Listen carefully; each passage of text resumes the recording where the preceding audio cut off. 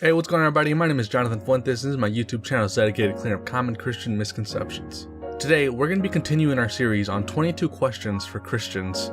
This is based on an article I found on the internet asking these very same questions. If this is the first video you're watching of the series, you can click on the rest of the playlist to watch it right over here. Now, today's question is going to be just a little bit more heavier than normal, and that is, how can an all-loving God allow a child to get cancer? Now, before I answer the question, I want to note that I'm going to be answering this question from a logical standpoint. But in reality, this is a very heavy emotional question being asked. And if you know someone who is genuinely asking this question, do not respond with this type of answer. Just try your best to be there for them emotionally. And when the time is right, you could talk to them about this from a logical perspective.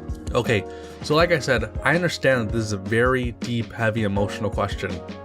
But the truth is, it's presented that way on purpose. Many people try to ask this question because they want to appeal to your emotions. And when someone tries to appeal to your emotions, it's because they don't want you to think rationally about this. So there are a few different ways that we can tackle this. First, I want to talk about why people get cancer in the first place. Now, we know people can get it through hereditary reasons, due to exposure, or just by random. Now, one concept that I keep going back to is that we have free will and that we live in a fallen world. And the world that we live in now is not the way that God wants the world to be. God created the world perfect, but because Adam and Eve sinned, God cursed the ground.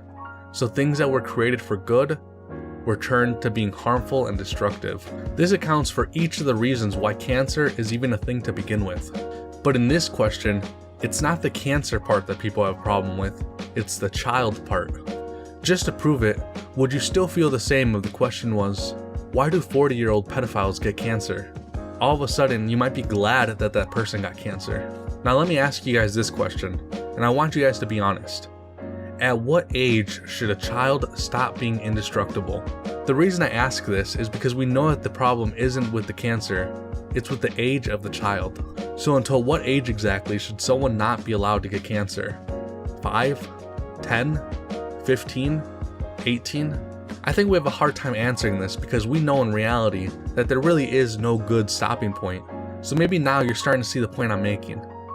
But what about those who are still thinking, okay, but what about babies? The truth is, using babies is actually the worst example you can use, and here's why.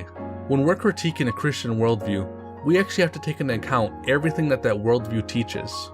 For example, if we're talking about Lord of the Rings, in order to properly critique it, we have to stay within the worldview.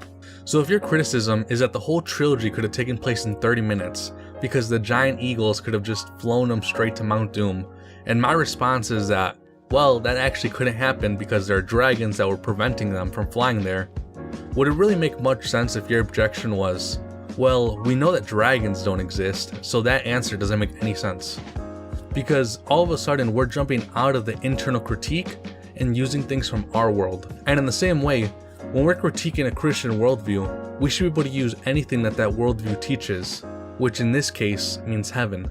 The Bible seems to indicate that if babies were to pass away, they would go straight to heaven. The Bible actually talks about this in 2 Samuel 12:23. King David's child passes away, and David says, I shall go to him, but he shall not return to me. What King David means is that one day when he passes away, he will go to heaven to be reunited with his son. But in the meantime, his son is not coming back to him. Now, like I mentioned, still staying within the Christian worldview, going straight to heaven for the baby would be something good, because he would be able to spend the rest of eternity with God himself. Now, like I said in the beginning, I know that this is a very heavy question, but the truth is you never know when you're going to be in a situation where you might have to provide some sort of answer. And to be honest, Christianity is the only religion that actually accounts or makes sense of suffering here on earth. Anyways guys, I hope you guys enjoyed the video. Feel free to leave any pushback or comments down below. If you guys liked the video, feel free to hit that like button and that subscribe button. And let me know of any other common Christian misconceptions that you guys have heard, and I'd love to answer them. Anyways guys, take care and God bless.